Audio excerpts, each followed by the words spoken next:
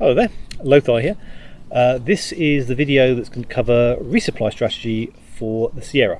Again, just like previous videos, just a little bit of housekeeping because we're coming into the hike season.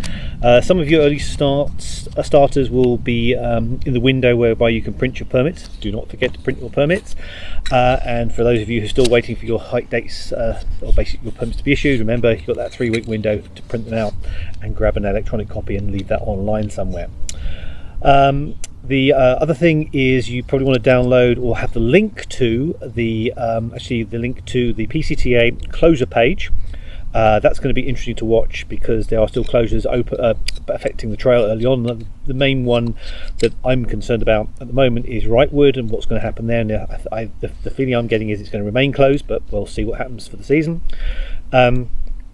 You've obviously planned for your snow gear. We've already mentioned that in the previous video. I still would send it to Paradise Valley Cafe at this juncture. That's my personal view, with some resupply as well. And also, if you're planning how to get to Campo, watch my video on getting to the Terminus. You can go by either a bus, 894, you can maybe get a pre-booked Uber, you can go by the pre-booked shuttle, or you can arrange for maybe a trail angel to help you out. There are multiple ways and the range of costs associated with each. Now, there has been a couple of instances where people online have been saying, well, they say this every year, that you don't need permits to hike the PCT, I'll just ignore it. I mean, the thing is, when people say that, there's an element of truth in what they're saying in terms of you can, if you're very specifically careful and hike in a certain way, you can circumvent the requirements of certain permitted areas. But it is very specific. Really wouldn't bother. The thing is, all these people who say that and post it and sound really good about themselves, unfortunately the onus is then on you to make sure you follow the rules so you don't get into trouble. But they don't mention that bit. They just say, oh, it's easy. It's not.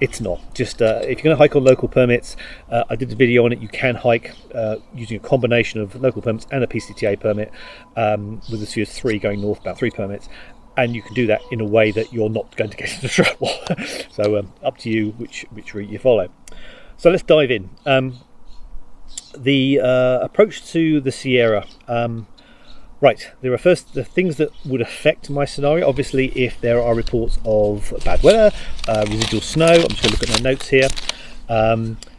If there are recent fires or closures you might have to deal with, or smoke in the area you might have to deal with, bridges are out maybe if there's high water levels, and whether or not resupply routes are open because of maybe from residual snow. So the thing is that I wouldn't actually finalise my strategy for the Sierra until I get to maybe mile about 560, which is near Tehachapi, and the Sierra is basically Meadows starts at 700, just over 700. So I would still send my snow gear from after the San Jacinto traverse, if you like. I would probably be sending my snow gear from Big Bear, and I'd be sending that up to the Sierra, Meadows South, probably to Grumpy Bears, which receives parcels for free. Again, I would pack out my parcels with as much food as possible so I can at least got some resupply that I know I want and it's there.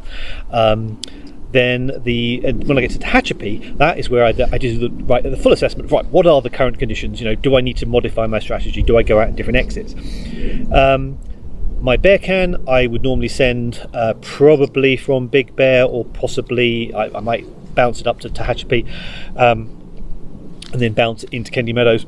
Again, full of food, resupply, and then use the local stores to kick it off.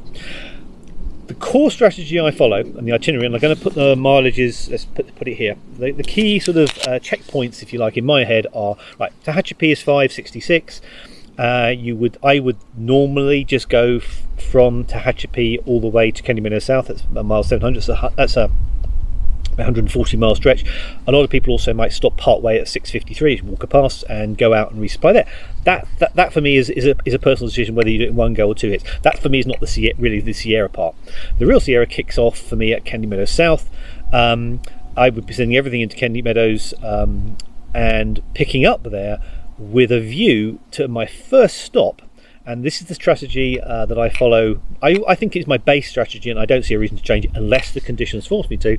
is Kennedy Meadows South, go to Whitney and climb Whitney, come back down Whitney, and then exit for the first time at Kearsarge Pass and go down to Independence. And there you can make a decision whether or not you're going to stay in Independence and resupply, or you can maybe bus up to Bishop and then come back down to Independence when you've resupplied. I always now, as my base strategy, would exit at Kearsarge. It's probably a nice balance between not carrying too much weight at Kennedy Meadows South, and it gets me a fair distance up trail and gets me Whitney as well. Remember, you can't exit at Whitney portals. Do not exit at Whitney. You can only exit at Kearsarge Pass, unless it's an emergency. But if you exit at Whitney portal, you invalidate your permit. Just be careful there. Do not make that mistake. Right. So I would at Tehachapi be deciding, if I'm going to come out in Independence, I would elect to send a resupply box from Tehachapi to Independence Post Office, and that with the aim that I will pick that up at my Kearsarge stop. That would allow me to then use the gas stations and small stores there that just to top off my resupply. Independence, it's not the best place to resupply, but you can, and I've done that in the past. That's why having a box there is actually quite helpful. Or as I said, you can go to Bishop, and a lot of hikers just bus up there, and it's just a straight road straight up and back down again. After Kearsarge Pass, my next target is going to be Mammoth. That bypasses Bishop's Pass and VVR, Vermilion Valley Resort, and Muir Ranch. And again, I'll put the margins here, partly because I said the VVR is a resort that is very remote, and therefore it understandably charges higher prices.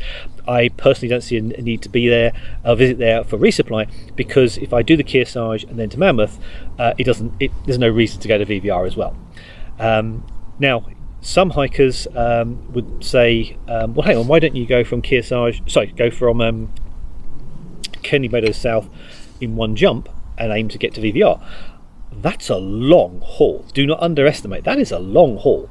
And if you want to do that, that's fine. Remember, people saying that to you might have a vested interest. For example, retailers saying, oh, you can stay in the mountains.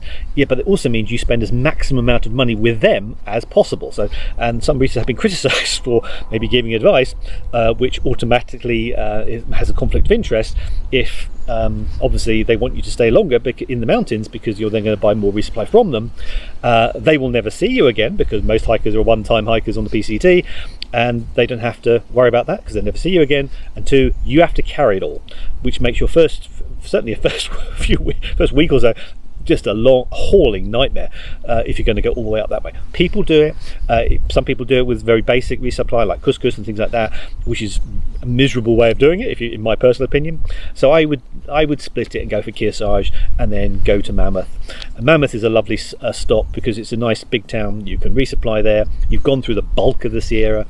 After Mammoth, I would then go for Kennedy Meadows North in one hit. You go past Ptolemy Meadows and Yosemite.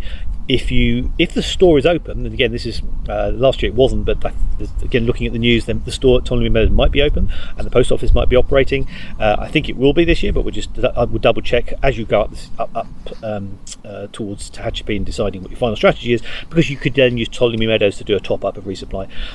So last year I went from Mammoth all the way to Sonora Pass, and there you have Kennedy Meadows Resort just off trail, which you have to get a shuttle down to. Nice stop, a little bit expensive, but it is a nice stop, and it's well positioned to do a full resupply and get you up to the next stage, which is Echo Summit for South Lake Tahoe.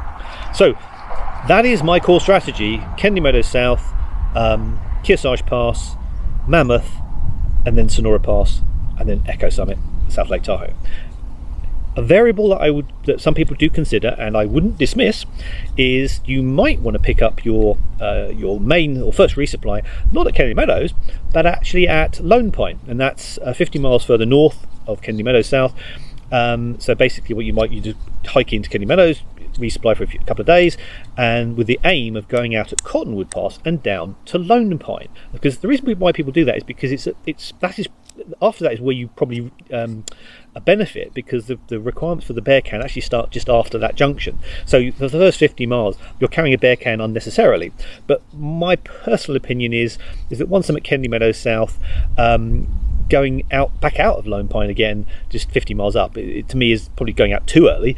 But some people like to do it the other way, in the fact that they don't actually think they're starting the Sierra, or plan not to properly start the Sierra until they get to Cottonwood Pass. Then they exit, and then they really resupply at Lone Pine and pick up their bear cans. And I understand why people do that. It's a reasonable choice. That's the only other probably variable I would put in, is whether or not your base start is at Kenny Meadows South, or your base start when you do the first big resupply is at Lone Pine and pick up your bear can. So the other thing to think about is if the conditions do change, what would I do? Well, last year we had the bridge closure issue through the Sierra. Now that's now been remedied, thank goodness. That was due to high snow and basically the bridge being washed away in a certain part of the Sierra that required you, well, a lot of us made the choice of exiting at Bishop's Pass. That was a nice exit. It's a long haul up from Bishop's Pass direct to Bishop and then back down. I probably wouldn't do that on a normal year. I'd only do that as if I had an issue with, as I say, bad weather or bridge closures and things like that. So that's another variable I would put in. I just personally don't get excited about places like VVR or Muir Ranch. They're nice, gentle stops if you're just going to pop in and out, but I wouldn't use them as a major resupply, purely because, also VVR anyway, because of the cost, and it's slightly off trail, and potentially you can get a boat there, but you're still paying for the boat there and back, and you're paying for the inflated prices, obviously because they're remote area. So I think it's a very good choice for people going southbound, because that works out well. If you're coming down south, VVR is probably a strategy I would consider. But going northbound, for me it's a non-starter. For me personally, I know that other people will say no, that's a definite stop for them, and this is why I always say the videos I produce are expressions of my opinions. They're not in any way saying this is the definitive way to do it. Look at other people's strategies and take what's best or what works for you. I hope this video is helpful to you. Hello again, Lothar here. I was prompted to do a video by somebody who said, "What? Could I just talk about Kenny Meadows South and basically the setup there?" There is a long history with all the different players at Kenny Meadows South. They are all fighting for your business. It is seasonal business, and let's just say a lot of shenanigan goes on, and it's not maybe as beautiful and rosy as people might like to portray. There are two sort of sides to Kenny Meadows. You've got the general store, which is the first thing you see. So as you come off trail, you hike in probably about, I think, half a mile, and you get the Kenny Meadows store, and that's where people sort of standing on the veranda and they clap you in, and it's lovely. They've got a nice store there. They did food last time I was there, and Two Foot Adventures has a travelling trailer there. Now they have permits that allow them to trade at that site, which is fair enough. They applied for all the permits and they've followed the rules. Now, on the other side of town, which is separated by a shuttle, which comes back and forth, is Grumpy Bears, which is a resort. Not a resort. It's kind of a bar come restaurant, and it allows you to camp there, and it accepts parcels for free. I really like Grumpy Bears. It's a bar, and it can get occasionally rowdy if you stay late at night. But basically, for hikers, it's very nice and calm. And I like Grumpy Bears. Now, next door is Triple Crown Outfitters, run by Yogi, who is probably not the flavour of everybody. I don't get along with her. I don't support her business because of some of the history where things have happened that I don't agree with. You make your choice where you spend your money. I choose to spend my money by sending resupply in, and I support out of all the things that are going on out between Triple Crown Outfitters and Two Foot Adventures. And it's not just about Two Foot Adventures, arriving at Kenny Meadows on a permit, a trading permit. There was a long history between those two businesses, and it's not just in Kenny Meadows. So whatever you may hear, there's a lot gone on, and my sympathies lie firmly with Two Foot Adventures and very strongly against Triple Crown Outfitters, and that's why I choose not to spend my money there. You make your choice, and you make up your own mind. I can only tell you that a lot goes on, and the pristine, beautiful facade, there's a lot of infighting going on because it's all about this. Right, speak to you soon.